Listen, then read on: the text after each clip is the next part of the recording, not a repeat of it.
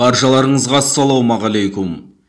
Кеше ел ордасында арнайы жасақ үкімет отставкасын талап етіп, мәжбүрлі вакциналауға қарсы шыққан бір топ адамды ұстап әкетті. Полиция оларды акция орны ретінде арнайы белгіленген бәйтерек монументіне де жеткізбеді. Нұрлы жол аллеясы маңында қоршап алған олар, бұдан соң наразылар үкімет отставкаға кетсін, АЭС салынбасын, вакцинаға мәжбүрлемесін деп айқайлап пікірлерін айтты. Шамамен 20 минуттан соң полиция оларды бір-бірлеп ұстай бастаған екен.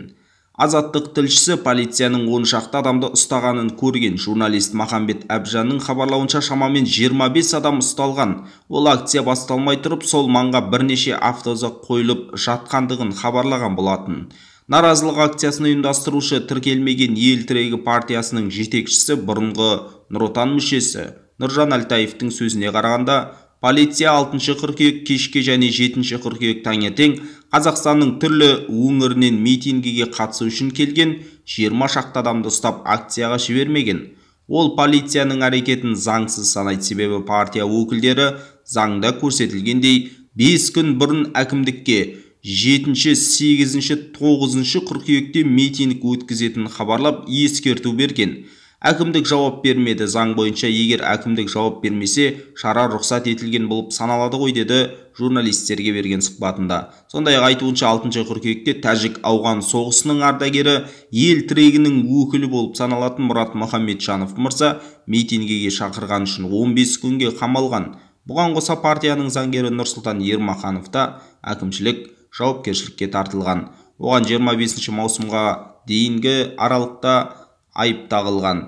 Әкімшілік кодекс бойынша іс мерзімі 2 айдан соң бітеді, яғни мерзімі 25 тамызда өтіп кеткен. Соған қарамастан оны да ұстап жауапкершілікке тартты, дейді Нұржан Әлтаев мырза. Ел тірегі жетекшісінің сөзіне қарағанда, наразылар бүгін 3 талаппен келген. Біріншіден, үкімет отставкасы, сондай-ақ вакцина салдыруды мәжбүрлемеу және атом электр станциясын салдырмау. Бұған дейін президент Қасым Жомарт Тоқаев елде АЭС салынады деді. Билік АЭС бізге керек пе жоқ па деп Қазақстан халқынан сұраған жоқ.